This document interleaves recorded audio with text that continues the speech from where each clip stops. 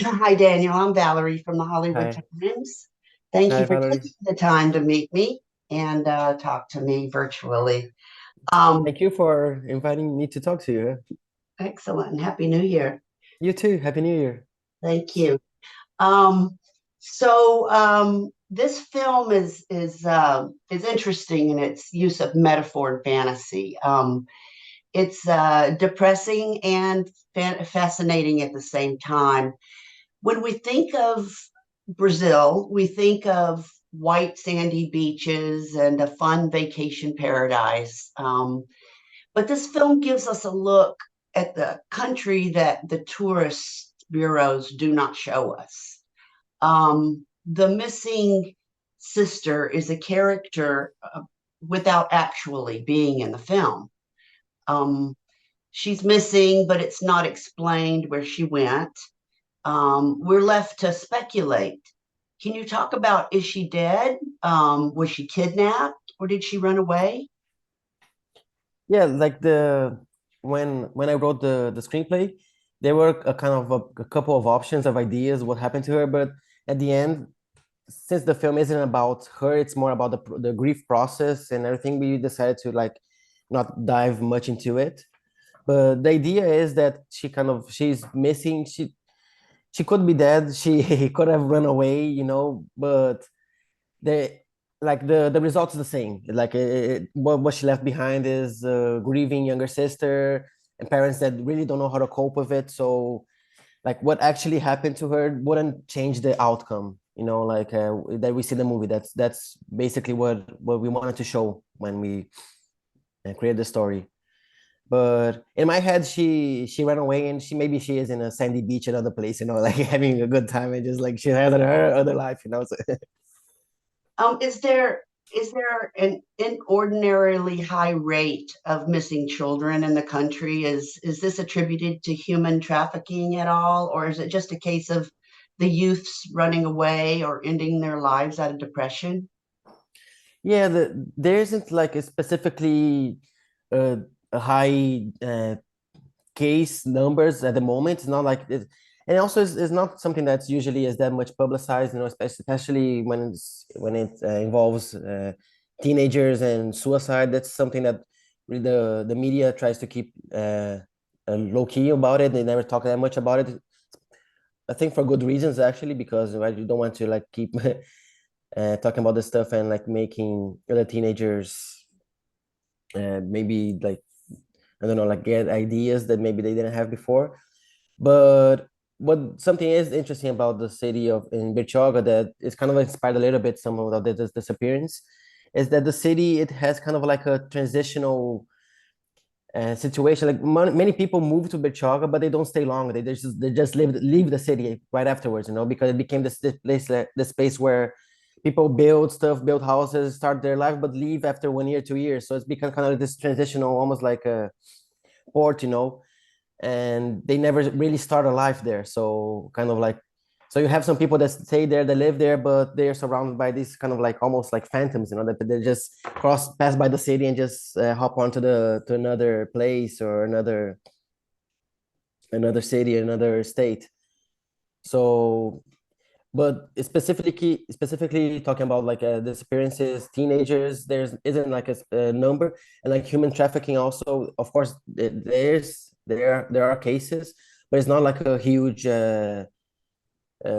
thing or a huge problem in Brazil. I mean, it's not like a not something in the moment that concerning that's big. Okay, thank you.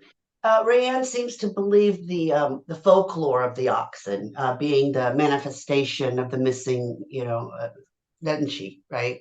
Yeah. Um, she sees the white ox, then she sees the girl in white, which the audience is left to assume she thinks it is Reza. Is that a manifestation of her depression, or is she looking for her sister in a bizarre fashion? Yeah, I think she's looking for her sister in a bizarre fashion. I get like the idea in the film is that people are disappearing, teenagers are disappearing, but instead of everyone talk about like the real reasons about it, people let the fantasy take hold, and like the gospel, oh, they turn into oxen, so it becomes something more fantastic, that's in a way easier to grasp maybe, or it's a different way for you to like cope, instead of like just admitting that maybe she's dead or maybe she's gone forever, and they did like the teenager that's wearing white also, that kind of like runs off in the street and disappears. It's kind of like more or less what might have happened to her sister, she just like ran off at the middle of the night and eventually disappeared. And we even can hear like an ox in the background, so it's kind of like giving hints of what's Ryan's state of mind at the moment. But yeah, that's like you mentioned, yeah, that wasn't the intention. Since this is kind of a quirky question, but since Mm. we're talking about the ox, where did the ox actually come from, and who that was in the filming, and who was in charge of them? Yeah, there's a beach nearby Bertioga. There's a couple of beaches, right? And there's one beach there that do have oxen sometimes that are like missing in the beach. And when we were shooting there, the locals, they were saying, "Oh, you should just go to the beach, and film the ox there." And I was like, "Oh, but are they there every day?" They know sometimes.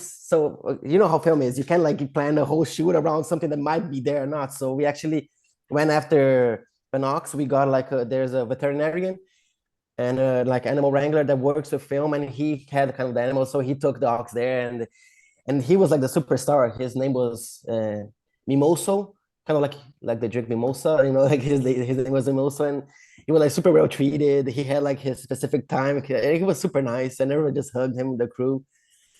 But yeah, so we took an ox there because we couldn't depend on the on our luck to just find the real ox in the beach that usually are in the area. Sorry to veer off track there, but I do want to get back to the youth Yeah, yeah. depression a little bit.